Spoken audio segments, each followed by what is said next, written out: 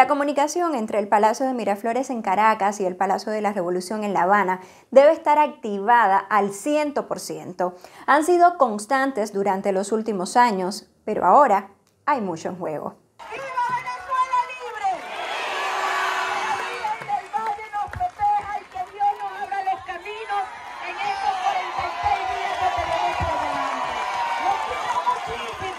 Venezuela vive un tsunami político por las próximas elecciones presidenciales previstas para el 28 de julio de 2024. ¿Por qué es tan importante para mí esta calle?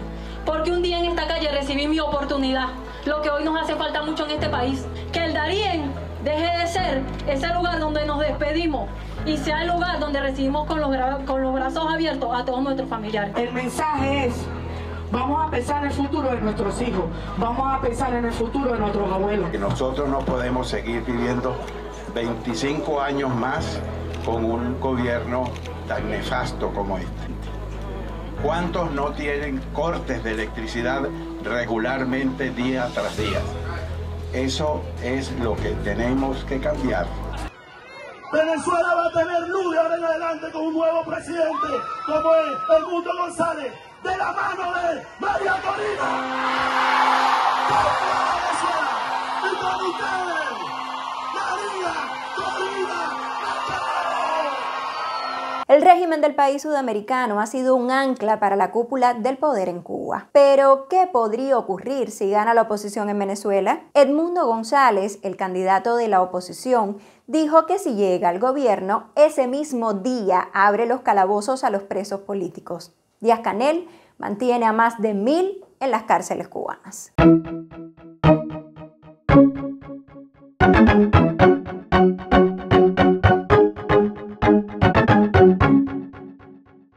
El exdiplomático también ha planteado una reconfiguración de la política exterior de Venezuela basada en la soberanía y el respeto mutuo, con énfasis en revitalizar las relaciones con América Latina y reevaluar los vínculos con Cuba, China, Rusia e Irán. Es absolutamente inviable la dictadura cubana y va a implosionar en cualquier momento, y las democracias frente a eso tienen un papel que cumplir, y el papel único que se puede cumplir es respaldar el esfuerzo del pueblo cubano que está luchando por su libertad para retornar la democracia. Y cuando eso suceda en Cuba, ha de acontecer en toda la región. Porque si cae la dictadura de Cuba, que está deshaciéndose, cae la de Venezuela, la de Bolivia, la de Nicaragua, que son sus satélites.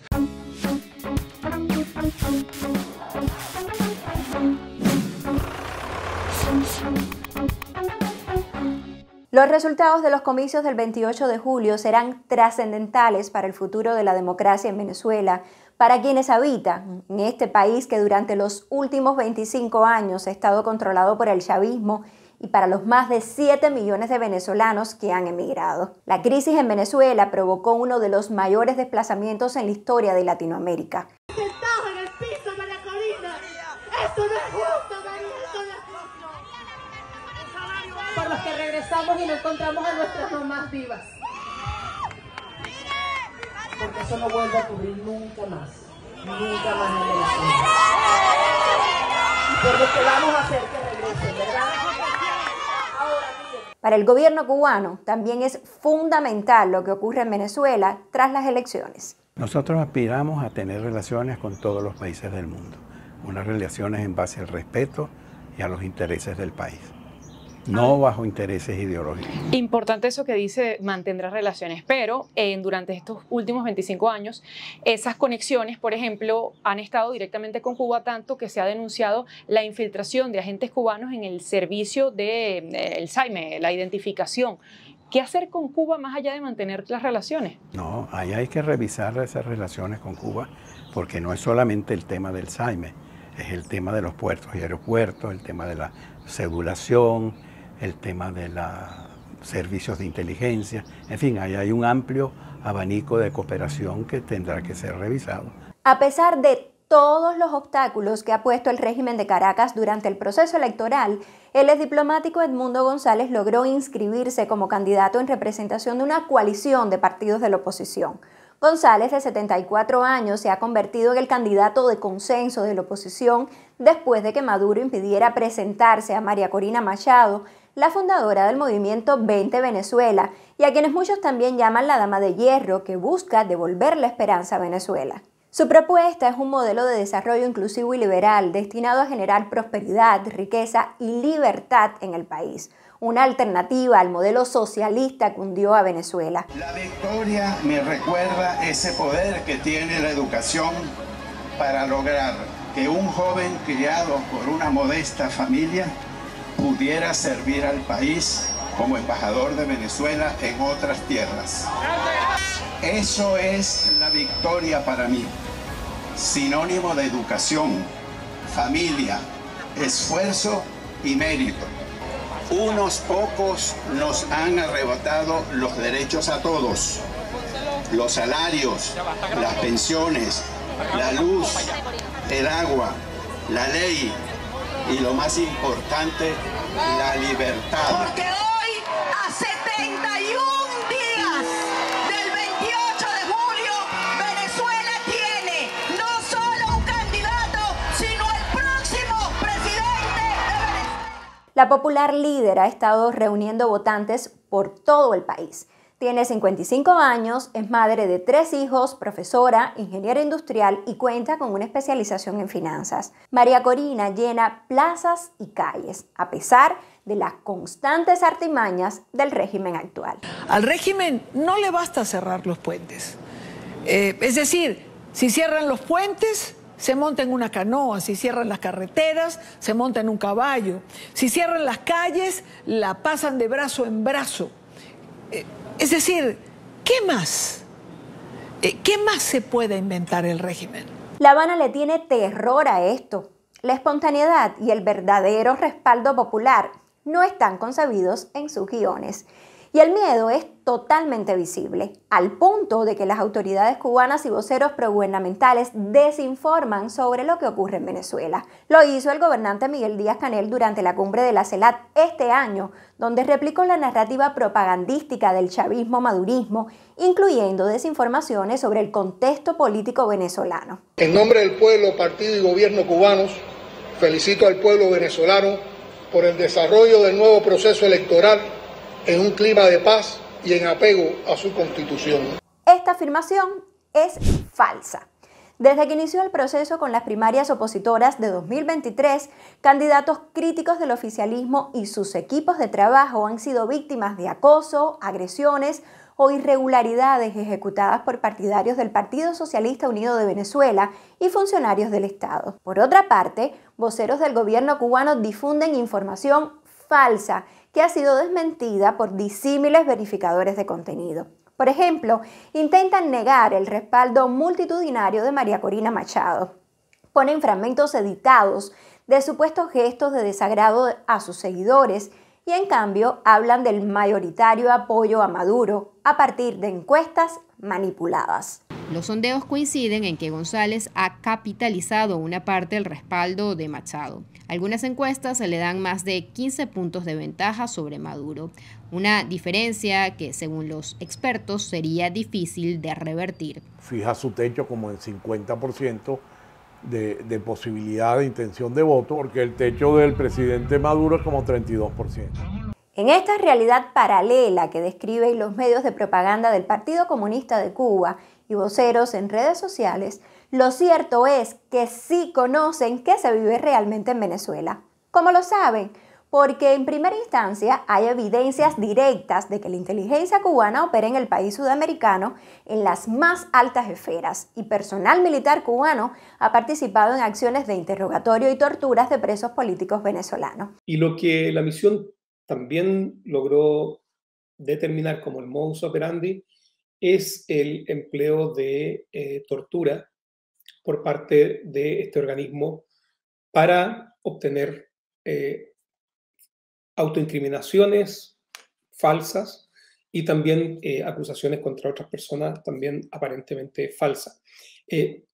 Una cosa que llamó la atención de la misión fue descubrir, ya que algunos exfuncionarios del DGCIM daban cuenta que habían sido adiestrados y participaba directamente personal militar cubano, que pudimos encontrar una documentación que nosotros vimos físicamente de un memorándum de entendimiento del año 2008 del gobierno cubano con el gobierno venezolano, donde se daba esta asesoría, la creación de nuevos organismos dentro de la DGCIM y entrenamiento en estas tácticas de seguimiento, infiltración y obtención y determinación de los objetivos. Y que saben muy bien también las autoridades cubanas, que Maduro controla el poder legislativo, el ejército, la policía, el sistema judicial, el Consejo Electoral Nacional, el presupuesto del país y gran parte de los medios de comunicación,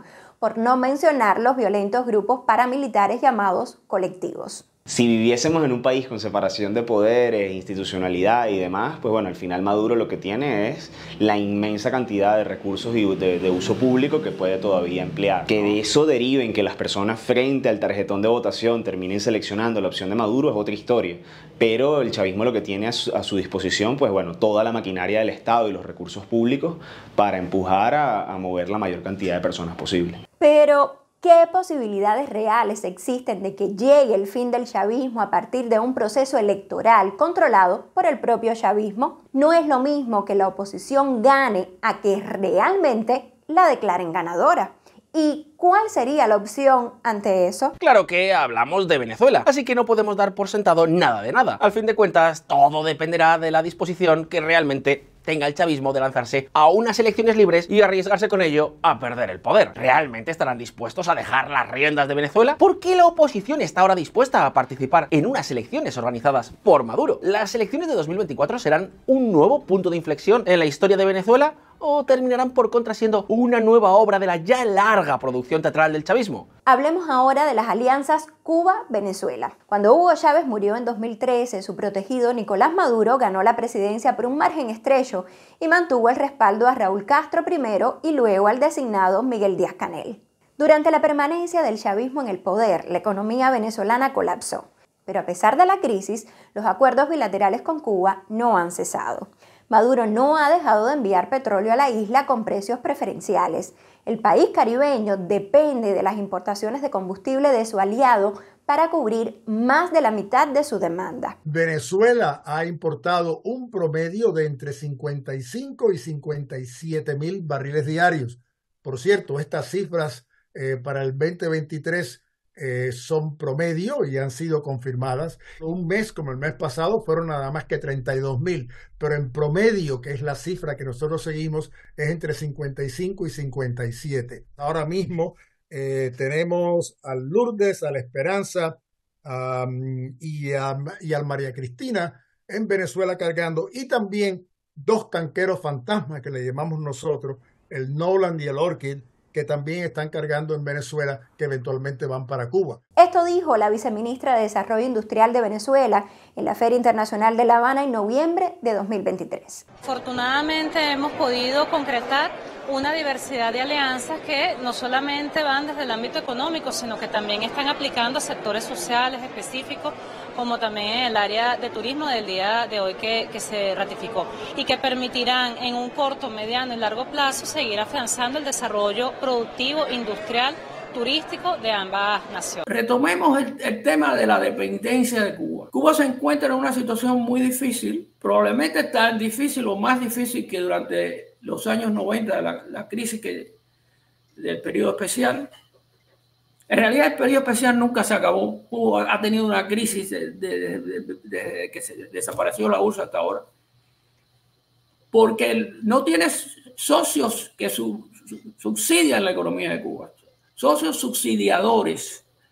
Es interesante que la economía de Venezuela en ciertos años ha caído mucho más profundamente que la economía de Cuba. O sea que el subsidiador se desempeña peor que el país subsidiado. ¿Recuerdan que les comenté que las comunicaciones entre La Habana y Caracas han estado totalmente activadas? En marzo de este año, el primer ministro cubano Manuel Marrero fue recibido en el Palacio de Miraflores por Maduro como parte de una visita de trabajo, según reportes de la prensa estatal.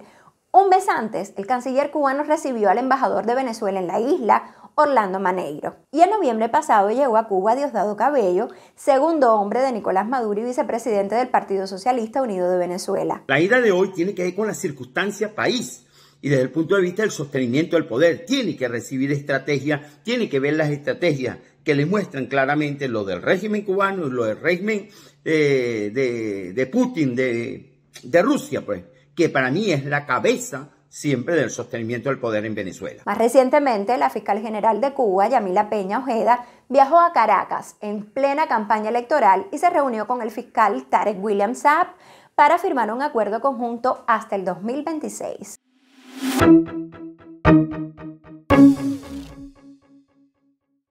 Chávez pagó como oro a los médicos cubanos en las llamadas misiones, que han sido denunciadas por organismos internacionales como tratas de personas y esclavitud moderna. Venezuela proporcionó al régimen de La Habana ingresos millonarios. Por ejemplo, en 2011 La Voz de América reportó que los estimados, basados en cifras proporcionadas por el propio régimen cubano, situaban en alrededor de $200.000 anuales lo que Chávez pagó como promedio a Cuba por cada uno de los 29.000 y tantos médicos, técnicos de salud y enfermeras. De ese dinero, el régimen de la isla solo dio una parte ínfima a su personal en calidad de salario. La Asociación para el Estudio de la Economía Cubana, con sede en Washington, considera que el salario que Caracas pagó a La Habana por cada médico es superior y lo sitúa en unos $220.000 al año. Pero sea una u otra la cifra real, se trata de un magnífico negocio para el régimen cubano. Tras la caída del precio del petróleo y la crisis en Venezuela, disminuyeron las contrataciones, pero los programas de cooperación se mantienen,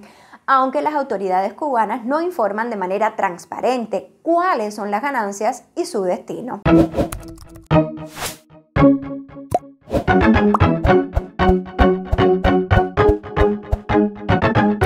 En noviembre de 2023, Venezuela y Cuba también firmaron 7 acuerdos de cooperación en materia turística. Un mes antes, también las empresas estatales Unión Cuba Petróleo CUPET y Petróleos Venezuela PDVSA suscribieron un convenio de cooperación en la exploración, producción y refinación de hidrocarburos. Las relaciones entre ambos gobiernos también han estado marcadas por una política opuesta a la participación de Estados Unidos en planes de seguridad y defensa regional, la asistencia de militares e inteligencia y la formación de recursos humanos de Cuba a Venezuela, y el acercamiento estratégico militar a China, Rusia e Irán y a otros países rivales de Estados Unidos y sus aliados. El candidato a presidente de la oposición venezolana prevé cambios si llega al Palacio de Miraflores. Nosotros estamos muy confiados en que vamos a adelantar un cambio profundo en Venezuela, que vamos a reinstitucionalizar el país, vamos a recuperar la democracia y vamos a establecer un gobierno para todos y donde todos quepan aquí. La Habana se quedará sin lo que considera su principal aliado tras el posible fin del chavismo-madurismo. El derrumbe de un modelo como el socialismo del siglo XXI depende primero